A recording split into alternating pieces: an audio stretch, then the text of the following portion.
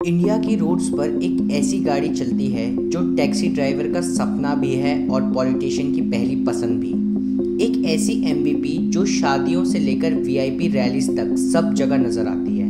और सबसे इंटरेस्टिंग बात, इस गाड़ी ने अपने राइवल्स को इतना पीछे छोड़ दिया है कि लोग कहते हैं इनोवा की कुर्सी कोई नहीं ले सकता। आखिर क्या है टोयोटा इनोवा का राज? क्या ये सिर्फ एक गाड़ी है या एक फिनोमेनन? चलिए दोस्तों, आज हम करेंगे इसका deep dive. Welcome to Torque and Talk, जहां हम गाड़ियों की सिर्फ परफॉर्मेंस नहीं, उनकी हिस्ट्री, टेक्नोलॉजी और मार्केट साइकोलॉजी तक को जानेंगे। ये है इंडिया का deep dive auto channel, without the noise, just the real story. तो शुरू से शुरुआत करते हैं। टाइम है 2005 का। टोयोटा कॉलिस ऑलरेडी एक लेजेंड बन चुकी थी टैक्सी मार्केट में, रिलायबल, ड्यूरेबल और पैसा वसूल। पर एक वक्त आया जब टोयोटा को लगा अब इंडिया के लिए एक और रिफाइंड और मॉडर्न एमवीपी की ज़रूरत है, और तब एंट्री हुई टोयोटा इनोवा की। पहली नज़र में लोग कंफ्यूज थे, ये वैन है या एसयूवी। लेकिन जैसे ही लोग इसके अंदर बैठे उन्हें समझ आया ये सिर्फ एक गाड़ी नहीं, एक लिविंग रूम ऑन व्हील्स है। इनोवा का डिज़ाइन शायद फ्लैशी नहीं था, लेकिन अंदर जो स्पेस था वो अनमैच्ड था। हाईवे पे चलती इनोवा का कंफर्ट ऐसा था कि लगता था एक लग्जरी बस चल रही है। Rear AC vents, soft suspension, wide seats, family trips के लिए परफेक्ट। पॉलिटिशियंस और बिजनेसमैन भी इसके कंफर्ट के फैन बन गए। एक गाड़ी जो एक तरफ टैक्सी मार्केट को डोमिनेट करे और दूसरी तरफ एक स्टेटस सिंबल भी बन जाए, ये कॉम्बिनेशन इंडिया ने पहली बार देखा था। और फिर आई टोयोटा की सबसे बड़ी स्ट्रेंथ, जो कि है रिलायबिलिटी। इनोवा के इंजन्स लाखों किलोमीटर तक चलते हैं। आज भी आपको 4 से 5 लाख किलोमीटर चली हुई इनोवा टैक्सी मार्केट में मिल जाएगी। और मज़ेदार बात यह है, वो अभी भी चल रही होती है बिना बड़े रिपेयर्स के।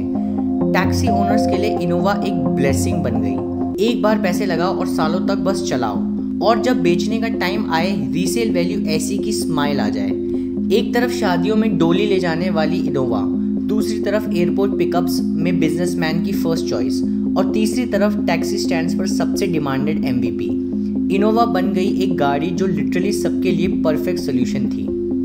लेकिन सवाल यह है, जब इतनी बड़ी मार्केट थी तो राइवल्स क्यों फेल हो गए? टाटा एरिया आई, फीचर्स अच्छे थे पर प्राइसिंग गलत थी, फ्लॉप हो गई। महिंद्रा ज़ाइलो थोड़े टाइम चली, लेकिन इनोवा के कंफर्ट और रिफाइनमेंट के सामने टिक नहीं पाई। किया कार्निवल कंफर्ट के साथ आई, पर उसका प्राइस और लिमिटेड अपील ने उसका नीच गिरा दिया। मारुति इर्टिगा और XL6 ने अपना एक सेगमेंट पकड़ा, लेकिन जो लोग इनोवा खरीद सकते थे वो कभी पीछे देखते ही नहीं। एक लाइन में समझ लो, जो इनोवा अफोर्ड कर सकता है उसके लिए और कोई गाड़ी ऑप्शन ही नहीं है। चलो अब एक शॉकिंग फैक्ट सुनो। 2005 में जब इनोवा लॉन्च हुई थी, उसकी प्राइस थी 8 से 9 लाख रुपए। आज एक टॉप मॉडल इनोवा की प्राइस 30 लाख से ऊपर है। और ये देख के आप सोचोगे कौन पागल है जो एक एमवीपी के लिए 30 लाख रुपीस दे रहा है। पर सच ये है कि लोग खुशी खुशी देते हैं। टैक्सी ओनर्स कहते हैं रीसेल वैल्यू वापस मिल जाएगी। फैमिली बायर्स कहते हैं सेफ्टी और कंफर्ट के लिए वर्थ है। पॉलिटिशियंस कहते हैं स्टेटस सिंबल है। और इसीलिए हाई प्राइस कभी इनोवा के लिए एक बैरियर बना ही नहीं। और रीसेल वैल्यू का मैजिक, ये पॉइंट अलग से हाईलाइट करना बनता है।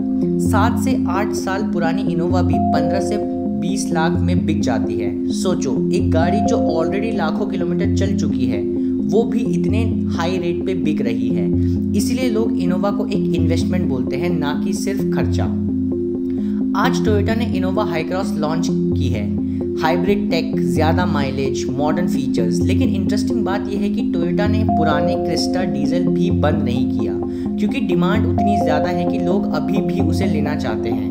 सोचो दोस्तों, कौन सी कंपनी एक पुराना मॉडल और नए मॉडल दोनों साथ में चलाती है, सिर्फ इनोवा की डिमांड के चलते?